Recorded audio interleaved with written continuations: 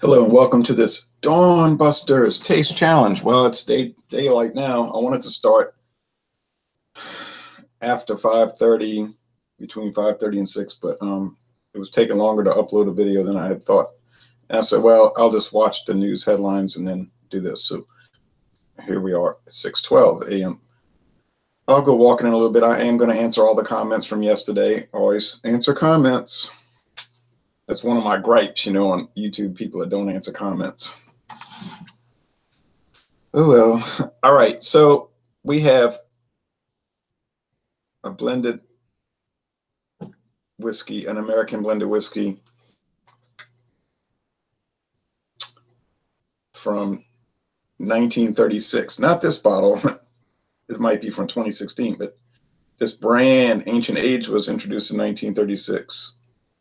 Yeah, I know the website says 1946, but they're wrong. And I told the company, I sent them an email, and I said, you're wrong. I didn't say it in an ugly way. I was trying to help them. I said, it's 1936. And the lady says, where did you come about this information? And I showed them. I had documents to prove it. Oh, they never changed it. But anyway,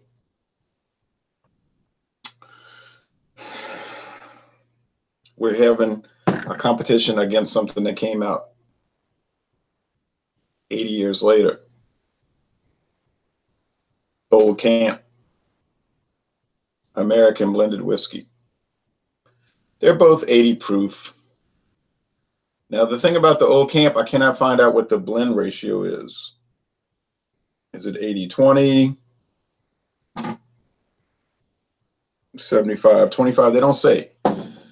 I did find out this morning that it's produced by a company called Proximo, or at least the brand is held by Proximo because it's distilled in Lawrenceburg, Indiana, okay?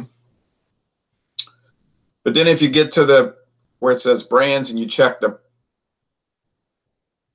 it says Old Camp, and they're talking about the pecan peach, the 35% alcohol, the 70 proof. And they're saying it's aged at least 2 years in new, never before used, new white oak barrels with a grade 3 char, a level 3 char. That's fine, but I would like to know about this product, which I see at a lot of stores. It's like, okay, well, what about the basic one, the American blended whiskey, not the flavored liqueur? Well, they don't tell you anything. And if you click on the Old Camp website, it doesn't tell you anything. So, I mean, it's difficult. I'd like to tell you more about this. I know it's 80 proof. It's from Lawrenceburg, Indiana, but it's difficult. It's like trying to find out what Papa John Schnatter did wrong, aside from apologizing. Like, what's the blend ratio? What did he do wrong? It's a mystery. Okay, so this, okay, now Ancient Age, they say very clearly here, 20% straight Kentucky whiskey and 80% grain.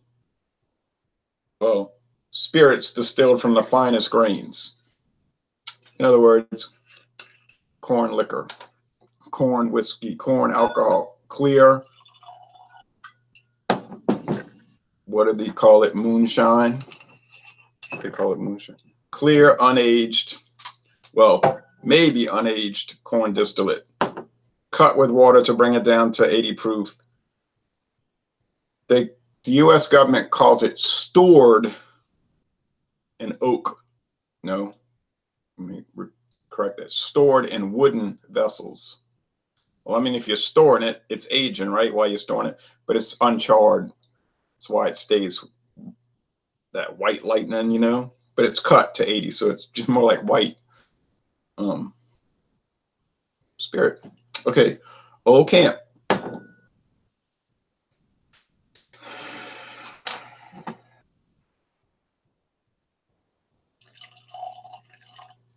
Oh, man. Let's see something here. Nah, that's it. There's not enough left to do another taste challenge. This is it. Forget it. This like a little sample for tasting only. That's the end of it. I'm not going to pay $19.99 for a regular size bottle. No thanks. At least it's glass. So is the speckled tail small bottles. They're glass. It's nice. Not all that plastic. In the bottle, the Old Camp looks lighter, but here, I guess it's the same, just like straightforward golden, similar alcohol eggs. Now I'm gonna take a guess that the Old Camp is aged 2 years, just like the peach pecan, and it's an 80-20 blend. But I don't know that. I cannot definitively say that. Like Gary was saying, well, in alcohol eggs, he was saying, well, I got information that Keystone Ice is an actual ale, and he showed me a Wikipedia article. But it's not definitive. It's just saying, well, you know, it probably is an ice brewed ale, but we don't have definitive information. We have probable information. And so that's the same thing here. It's probably aged 2 years, and it's probably an 80-20 blend, but we don't know that. And we do know that ancient age is age at least 4 years because there's no age statement. Okay. If it's less than 4 years, they got to put an age statement. If they don't put an age statement, that's telling you it's at least 4 years. Nice alcohol eggs. We know it's 20% Kentucky straight whiskey. So it's from Kentucky. Well, that makes sense. It's from Buffalo Trace. Okay. Sazerac. It's from Frankfort, Kentucky. It is not listed on the website. The only thing they list on the website is the ancient age, the 3-year age, straight Kentucky bourbon whiskey, and the ancient age 10 star, age 6 years. But they don't list the ancient age preferred, and they don't list the ancient age 90 proof. There is a 90 proof. I saw it in Kentucky. Like to try it, didn't buy it. I had enough. I had bought enough already. So that's the story. Now, will I be able to tell these apart? Hey, well, you know what happened yesterday? I thought I could tell them apart, and I got it wrong.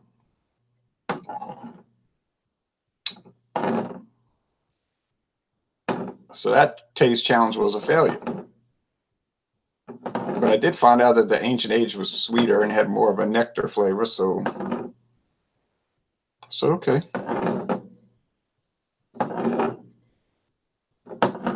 It was a little richer than it couldn't stand up to, you know, the Seagram 7 Crown. That was a little bit better. Even though it is about $8 cheaper. $8 cheaper. Now, I'm not going to pay $19.99 for American blended whiskey. No.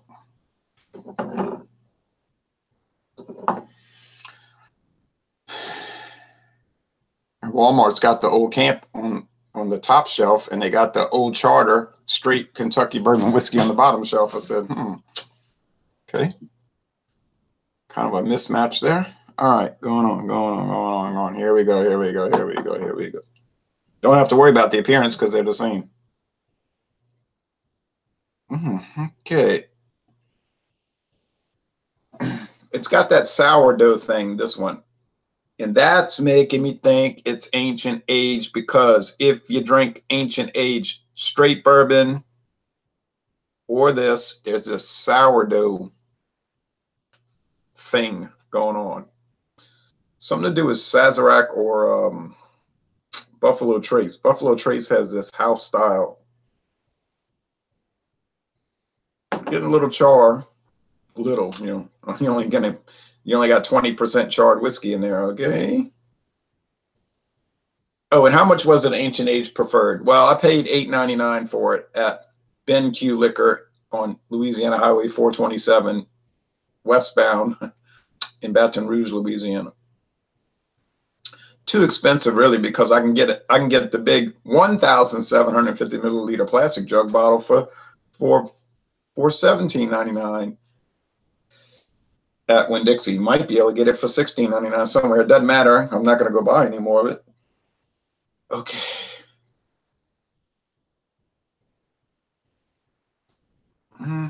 This has that nectar thing. Nectar. Smells like old camp. So $8.99 or $19.99. If I'm paying $19.99 as opposed to $8.99, it better be way, way, way better. But I'm afraid that it will maybe be, it might be marginally better. Marginally better. If it's better at all, well, let's taste it and find out.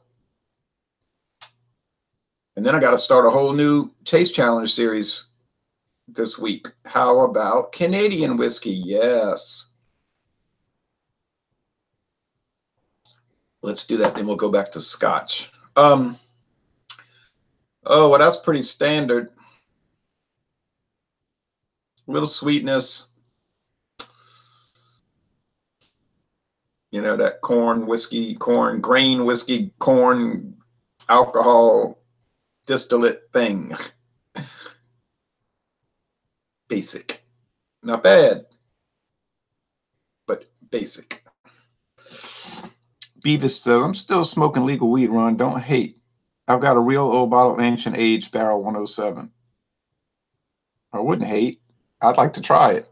If you want to, I don't tell people what to smoke. I'm libertarian, you understand? But in the right-wing view approach to libertarian, you know, like most of the libertarians I talk to or see on the internet, they're Marxist-Leninist libertarians.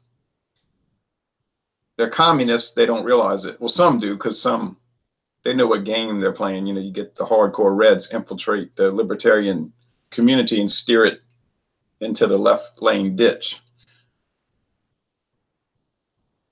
But a lot of them are just clueless. It's like you don't realize you're promoting what you claim to stand against. But those are called, the name, I'm not saying this, but that's the term that the Marxist-Leninists use. They call them useful idiots. You can mold people according to the revolution. They don't even realize it. See? So no, I'm libertarian, but in the true sense of the word, you understand, not the phony sense of it.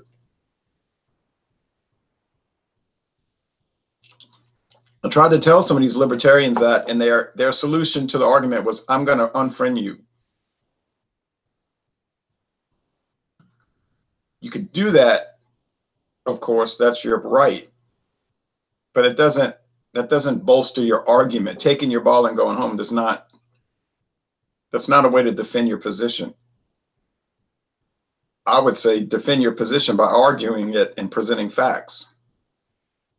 Not saying I'm done. That's not, that's like saying, what is Aleppo? That's not a strong, you know, some people might say your political ideas are very far out there, or they're crazy, they're whatever. I don't agree with that, but if you wanted to say that and you wanted to show that, but you would have to, you know, I'm saying debate. I've always said that we're open here to debate. You can come on air with me and we'll talk about it. You know, you said, well, World War II, let's talk about World War II. You're wrong on these six counts. Well, okay, if I'm wrong, come on here and tell me.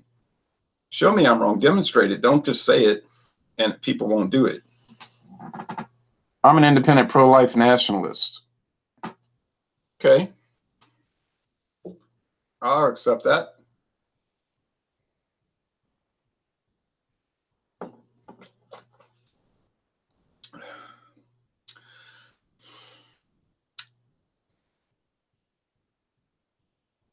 You might say, well, you're talking about politics because there's not much to say about these blended American whiskeys. You could say that. You got me there. Oh, you caught, you figured out my, okay. There's not a whole lot to say about them. This is true. And I don't plan to buy any more of them. I've bought enough. I've been there. I've done that. It's like, I don't need to listen to Sgt. Pepper's Lonely Hearts Club Band another time. I've listened to it 200,000 times, so I don't need to listen to 200,001 times. I know it's what it's going to sound like. You know what I'm saying? It's okay. All right, we've done that. It's not going to change. It's like, okay, let's go on to something else.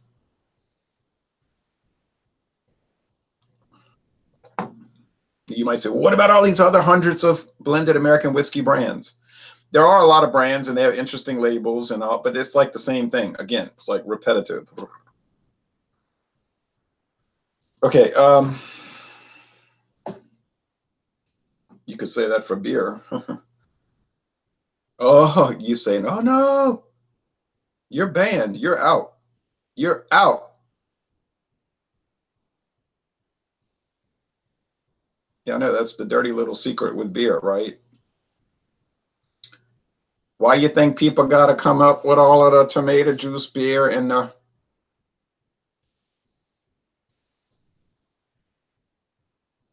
cucumber beer? Why do you think they got to do that?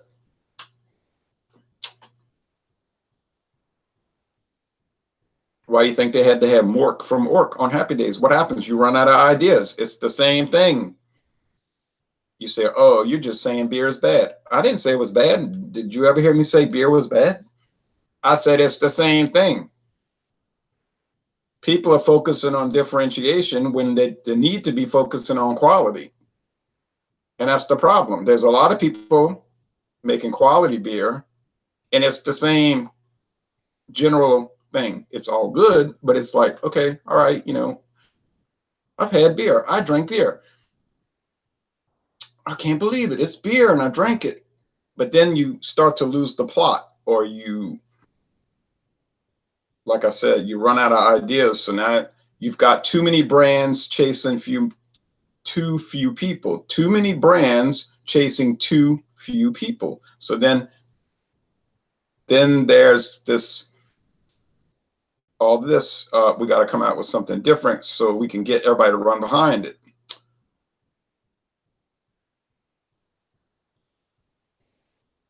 But that's not my problem. Like they want to do a hangout with Victory Beers Wednesday. I said, well, I can't get Victory. 5 years ago, I could have gotten every Victory brand they had, probably. Gone now. Why is that? Got chased off the shelves by the local Louisiana brands. Are they better than Victory? No. Are they worse? They're not better or worse, really. In the general sense, they're just like, you know, different stuff. So what about Bell's? What about Bell's? I can barely get Bell's. I can barely get Ballast Point. I can get Founders. I can get Founders all I want is on the shelves, moving slower than this hangout. KBS ain't going nowhere fast. They could barely get people to buy the Bourbon County Stout. So it's like, oh, you're just hating. I'm not hating. It's not my problem. I'm not making the beer. I'm just drinking it and making videos. It doesn't, I have the freedom to say it because I don't have to worry about it. I have no money invested in it. So it's a lot easier to sit back and just taste things. I'm not part of the great struggle, which is cracks me up how people do videos and they drink beer and it's like some great struggle. Great struggle. And like one guy said, we're winning. I said, what are you winning? Because you drank craft beer, you're winning? I mean, I didn't know that there was this. And that's what I talked about before. Like some people, they're on a great quest. We're on this quest.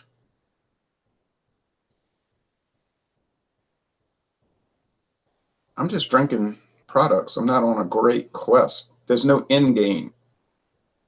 Okay, like what is your goal? What is the goal here? Oh, I'm sorry, there isn't any goal. I don't remember ever saying that there was a goal.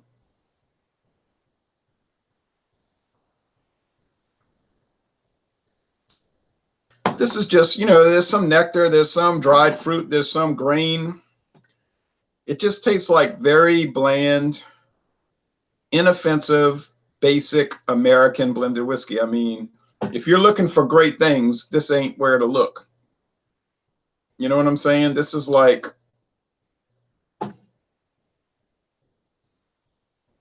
neutral.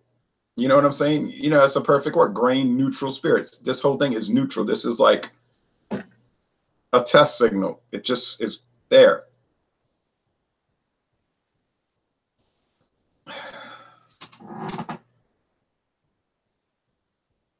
Okay, let's see what we got. Some comments. Hello, says Valentin. Beer is delicious, especially lagers. I agree with that. I like ales too. Ronald, Beavis said, Ronald, you should do a revisit of Labatt Blue and Labatt Blue Light Pilsner soon in the future. Well, I can't do Labatt Blue Light because we can't get it in Louisiana. I can barely get Labatt Blue. I have to go on some big search to like obscure beer stores in the back of these towns around here. So Labatt Blue is about as popular as Key West beers, you know, around here. It's like you can't find, but it's not expensive. It has a strange bottle size too, right? 11.5 ounces. They're excellent tasting, and you know it. Well, I know Labatt Blue is excellent. I didn't like the Blue Light. It tasted strange, like a chalky type. It's coming from Rochester. I don't know what Genesee is doing. You know, NAB. I don't know what North American Beverages is doing with their Genesee line up there. It's like everything coming out there, from what I tasted with Labatt, tastes off.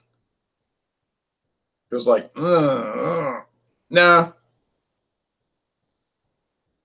Their craft beer line for Walmart, you know, their craft beer line, those taste really nice. There's no off, like, bad flavors. So, you know, I can't explain what NAB does. I can only taste it and tell you, you know. I mean, look, this is a tie, all right? These two things here, they're as dull as dishwater. You know what I mean? But they're not bad. They're not, I'm not sitting here drinking them. Drinking. It's so funny that I would mention that word, drinking. That's a joke. I mean, tasting. I would never dream of drinking whiskey at 6:33 in the morning. I'm not crazy. I mean, I have some kind of standards. I'm tasting it. This is a scientific exercise, not drink. I mean, I would never, that's a joke. I mean, give me a break. But I'm tasting. I do have to taste it.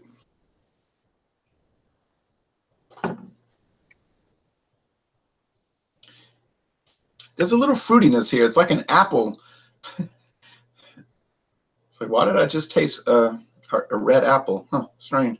But I'm not sitting here talking about how horrible it is. I'm just talking about how ordinary it is. There's nothing off or bad about these. They're exactly what they're designed to be. Blended American whiskey that you don't sit and do a taste challenge with or a reflection upon or a review. No one buys it for that. They buy it to make mixed drinks with, okay? Or they pour it in Coke. You know what I mean? So if you're looking for elaboration and erudition and gourmet status, you're not going to find it with these. It ain't going to I drank those whiskeys on the rocks with a can of Coke Zero. That's about where you need to be on these. I would do it with regular Coke, but I never drank Coke, so I would just drink them straight and get this experience, which is very basic. It's a tie. So when we have a tie, what do we say? We always shop price. And we're talking about a $10 price difference. Oh, I'm sorry, $11. There's no way I would pay $1 more. I wouldn't pay $1 more, much less $11. That is an impossibility. So what happens then? By default, the cheaper one wins the contest. So Ancient Age wins by default because even though they taste virtually identical and it's a tie in quality, it's $11 cheaper. So I would be out of my mind to pay $11 more for Old Camp, which would never happen ever. I would never dream of doing that. Has a prettier bottle. You might get more respect bringing it to a party. But I'm not paying $11 so people at a party will respect me. If I brought Ancient Age and they made a complaint, I'd say, well, you ever had it? You know, and then you say, well, you want to do a blind taste test? Oh, you know, they wouldn't do it, you know. Okay, I made a mistake. I looked through the glass and I could see in reverse OC, Old Camp. Honestly, I was saying that this one had that sourdough. Didn't I say it had a sourdough thing that was like Ancient Age, which was like the Buffalo Trace house style? So I was able to tell them apart, basically, you know. I did remark about that right off the bat, right? What did I say? House style, Buffalo Trace, Ancient Age. This one had this strange apple flavor, not a bad apple flavor, a strange, not a green apple, an apple, you know, like a regular red-skinned apple. All right, so that's that. This is exactly the way I expected this to be. I mean, exactly. They are, oh, Beavis, I think those whiskey, okay, we are. Michael H says, hey guys, Dawn Busters. Hey Michael, Dawn Busters. Well, it's over now. So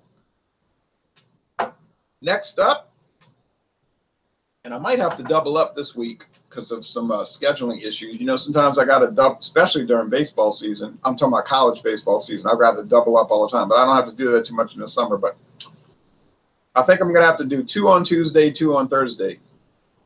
Okay, well, that's the way it goes. Maybe I'll do an extra one today. I don't know. I'll think about it. But it's all quoted out anyway. People laugh at me and say, you crazy. You know, you don't make a drinking quota. Literally, I actually do that. I make a drinking schedule. I'll think about it and say, this is what I'm going to drink this week. And I'll just kind of plan it out. Schedule it out. And that's the honest truth, whether you think I'm making that up to try to make up or cover excessive drinking or whatever, you can think that, but it's really the truth. I literally will lay down in bed at night and before I go to sleep, think about, this is what I'm going to drink this week. And to me, it's like really exciting, you know. I'm like, oh, that's going to be cool to try that IPA, and then I'm going to drink that whiskey. To me, it's fun. You might roll your eyes and say, wow, what a life. Well, you know, if I like doing it, it's no skin off your back, right? So, but I'm going to do Canadian whiskey. So get ready for this week. I've got that Albertson store brand, Canadian Crest. Canadian Crest. Oh, boy. You know, it's actually pretty good, especially considering it's only $5.99 a bottle. I'd rather drink it over this stuff. I think it tastes better than this stuff. But that's another argument for another day. All right. So anyway, thanks for watching this video production. It's nice when it works out exactly like you predicted. I thought it was going to turn out this way, and it literally did. Literally did. Oh, well, I'm going to start uploading another beer review in just a moment. That beer review was, that beer was kind of, well, you could make the argument that it was good.